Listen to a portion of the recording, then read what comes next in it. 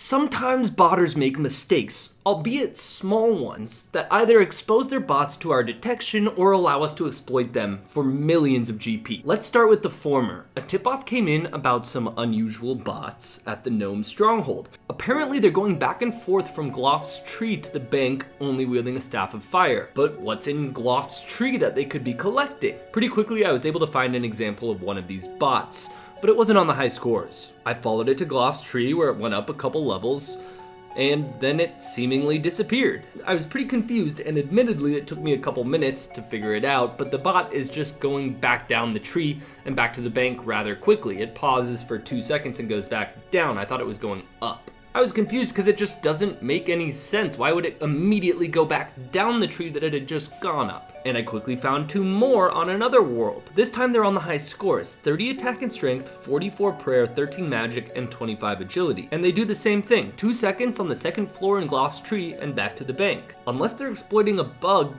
there's no way they're even collecting anything, right? Like, what are they doing?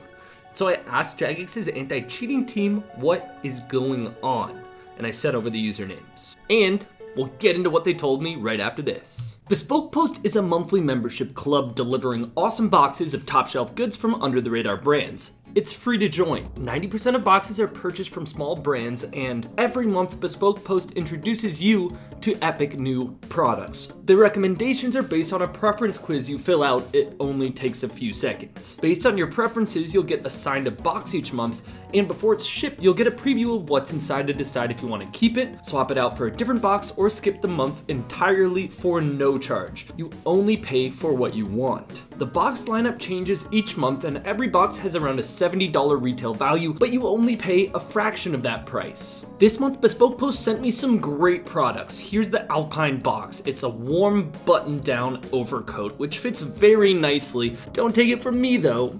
The puppy loves it. He almost ran off with it. I also got the Dwell box, which comes with an alcove blanket and some Catskills incense cones. There are plenty of other products as well, so to get 20% off your first box, click the link in the description and enter sirpugger20 at checkout, or go to bespokepost.com/sirpugger. Thanks to Bespoke Post for sponsoring this video. The anti-cheating team got back to me about these Gloff's tree bots. Apparently, they're part of a much larger operation they've been tracking and banning for a long time. The anti-cheating team said the bots try to mimic what real players do, which is level up some stats enough to do a certain quest, do the quest, and then go back to leveling up stats until they have enough requirements to do another quest. And they progress throughout the game like that, trying to mimic the progression like a normal player. The team didn't go into more detail than that, other than that their educated guess is they're either intended to be sold or used for an end game bot farm. So what were these bots specifically doing when I saw them? Well, the guy who tipped me off actually found them executing a bug in the script. They were very likely trying to complete the Grand Tree quest and needed to go down to the dungeon via Gloff's tree,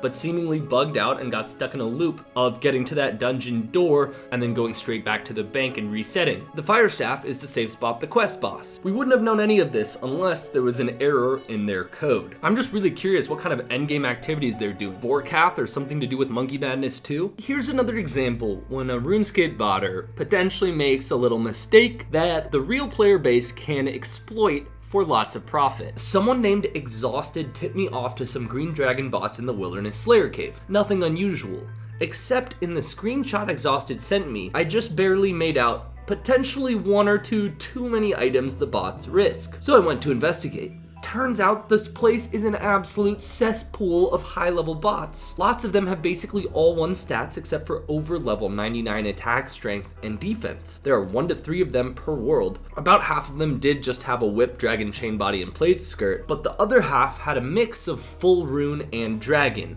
I count at least 5 valuable items, and the bot probably only keeps 3. Although they do teleport when a Skuld PKer is nearby, they don't do it very quickly, which means it's easy to kill them, and they drop about 190k per bot. There are enough of them to fill up your inventory with 5 wilderness keys in 2 minutes. Total trips take a maximum of 5 minutes. We're talking over 5 million GP per hour here. Now, including the high-level bots that don't risk more than 3 items. We're talking about at least 300 accounts farming this right now. Many of them had max combat stats, but some were only in the low 90s. Let's say on average they all had 94 attack, strength, and defense, which is likely a low estimate. That's a combined 24 million XP, but let's say they only got 20 million XP at Green Dragons, which means each one of them killed a little over 80,000 green dragons. Multiply that by the 300 bots in the farm, then the farm has killed about 24 million dragons collectively. The green dragons in the Wildly Slayer cave also have a slightly better drop table, and their average loot value according to the wiki is 6.5k, which means the 24 million KC is worth roughly 150 billion GP. Sold on the black market, that's worth about 50,000 US dollars. And that's just from roughly the 300 bots I saw online. I'm sure there are more bots offline that rotate in. Someone's out here buying a Tesla from their Runescape Green Dragon bot farm. Luckily, the anti-cheating team at Jagex have cleaned them all up now. What would people bot if RuneScape was reset? Let's look into some of the bot farms I've found on Fresh Start Worlds. The GP here is scarce, which means even weeks after the Fresh Start Worlds were launched, 1 GP in this world is worth 5 to 7 GP in the main game. And unfortunately, this is also a big incentive for botters to bot in this server. Simple low-level requirement activities can make millions of GP per hour in main game gold. I found some very small bot farms and some very large ones. Let's start with the small scale. In Barbarian Village on the free-to-play Fresh Start World servers, there's 1 to 2 bots in every free-to-play world, mining coal, which, when I found them, was 800 GP each, but now in the servers it's 500 GP each. But again, with the exchange rate, that's roughly 2 to 3k per coal if you swapped it over to the main game. And remember, this is free to play, meaning these bots didn't even buy membership, but they're making 500k to 1 mil main game GP per hour in free to play. Alright, let's go to a much larger scale bot farm I found in Fresh Start Worlds. When I actually recorded this, it was only day 6 or 7 of Fresh Start Worlds. When cash is so scarce early on, the agility pyramid is great. It prints 10k every lap you complete. And in every single pay-to-play Fresh Start Worlds server, there were 5 to 10 bots doing the agility pyramid, most with 80 plus agility. It looks like there might be either multiple farms here or multiple variations of the bots. Some of them really don't have anything leveled up, but some of them do have significant wood cutting, fire making, and cooking. How much GP are they making here? About 200k per hour. Swapped over to the main game, that's 1 to 1.2 mil GP per hour. If each of these bots hit 85 agility, they would have probably made roughly 15 to 20 million GP in Fresh Start Worlds, or between 70 to 100 million main game GP. Given there are 5 to 10 bots per world, the bot farm owner probably got away with at least 10 bill. There's no way this is real. I got a tip off that there's a gold selling bot in Lumbridge Bank World 382 that actually calls out in the chat the gold buyers that hop into the world and asks them to add the sellers so they can private message them. So brazen, so bold. Obviously I went to look and it does appear that the tip-off's right. High levels log in and there are 2 level 3s.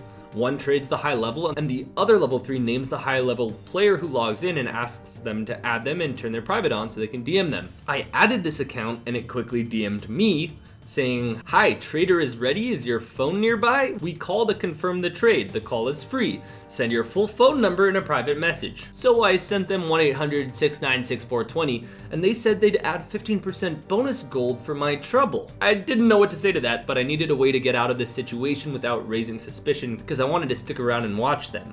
So I made up a bulletproof story. Darn it, I just dropped my phone in the toilet, right after I made a big number 2.